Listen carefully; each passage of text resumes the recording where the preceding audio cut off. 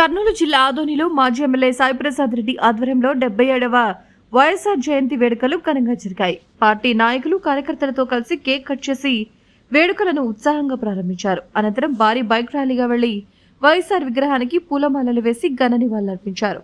ఈ సందర్భంగా సాయిప్రసాద్ రెడ్డి ప్రస్తుత ప్రభుత్వ వైఫల్యాలను తీవ్ర స్థాయిలో మండిపడ్డారు.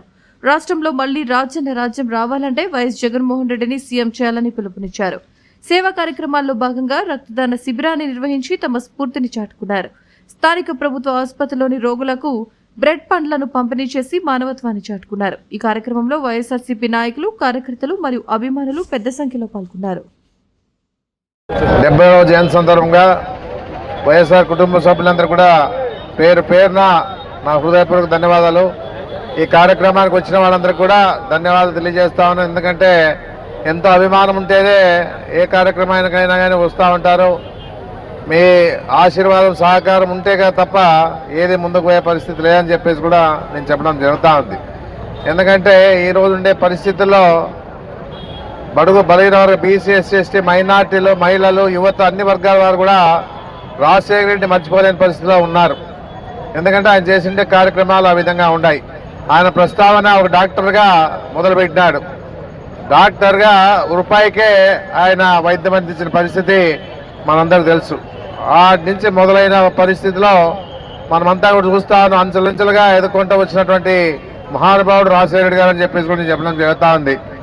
ఆయన రాజకీయాల్లోకి వచ్చిన తర్వాత ఎప్పుడు ఓటమి చూడలే. ఆయన ఏ విధంగా కూడా ఎన్నో ప్రయత్నాలు చేసినా, చంద్రబాబు నాయుడు గారు ఆయన ఓడియాలని చెప్పేసి ఎన్నో ప్రయత్నాలు చేసినా కూడా సాధ్యపడలేని పరిస్థితి కూడా మనం చూసాం.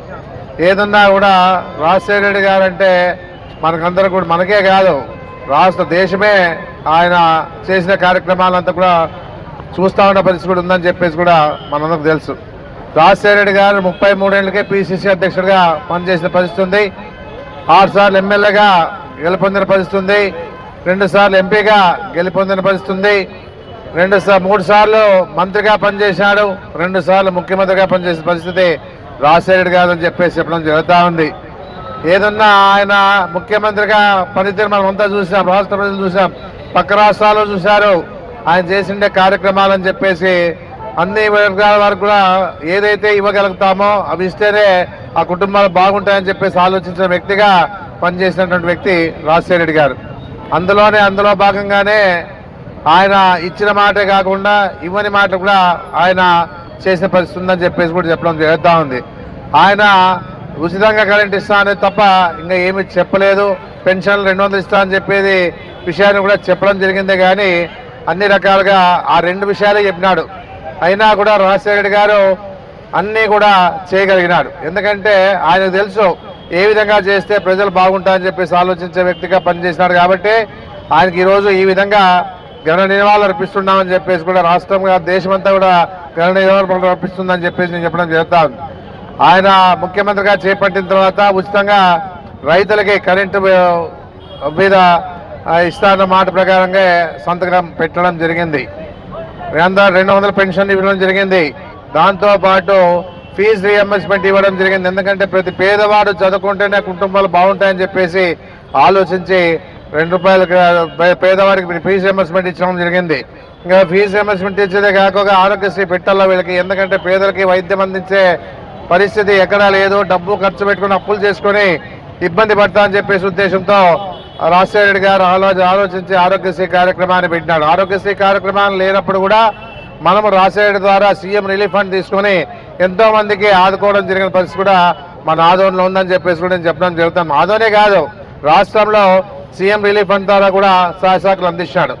మన రాజశేఖర రెడ్డి గారు ఆరోగ్యశ్రీ కార్యక్రమం పెట్టినాక పేదలందరికీ కూడా ఆ వైట్ కార్డు ఉంటే చాలు, దాంతోనే వైద్యం అందించేదానికి కార్పొరేట్ హాస్పిటల్లో ఉంటుందని చెప్పేసి గొప్పగా చెప్పుకునే పరిస్థితి పేదోళ్ళకు ఉండాలని చెప్పేసి ఆలోచించిన వ్యక్తి అని చెప్పేసి కూడా నేను చెప్పడం జరుగుతూ ఉంది. రైతులకి ఇబ్బంది పడుతూ ఉన్నారు, సరైన పంటలు పండలేదు, అప్పుల పాల్లో ఉన్నా అని చెప్పేసి ఉద్దేశంతోనే రాజశేఖర రెడ్డి గారు రైతులకు రుణమాఫీ చేసిన పరిస్థితి ఉంది. పావులా వడ్డీకే రుణాలు ఇచ్చినాడు.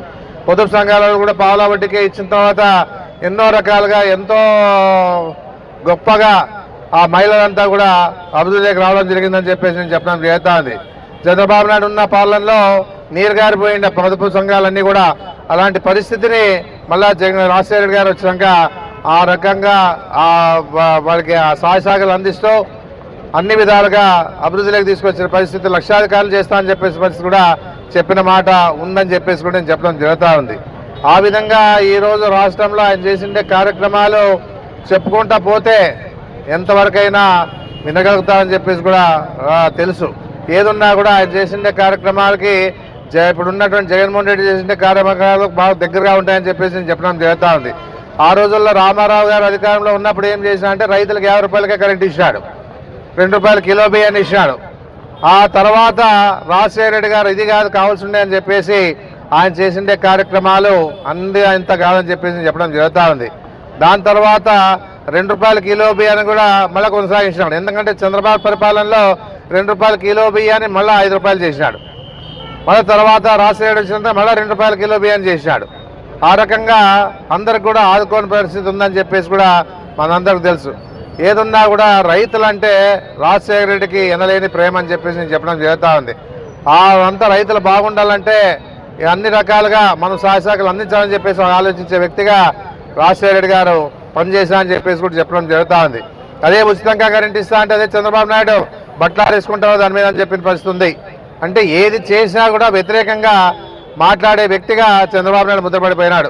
ఆయన పరిపాలనలో ఎక్కడైనా ఏదైనా చెప్పుకునే ఉందా అంటే ఏమీ లేదు. ఏదున్నా కూడా ఆయన చెప్పుకునే విషయాలు కూడా ఏమీ లేవు. ఏదున్నా కూడా ఆయన అబద్ధాలు చెప్తా ఉంటాడు, అధికారులకు వస్తూ ఉంటాడు, మర్చిపోతూ ఉంటాడు, ప్రజలు మర్చిపోతాడు, ఇచ్చిన హామీలు మర్చిపోతూ ఉంటాడు.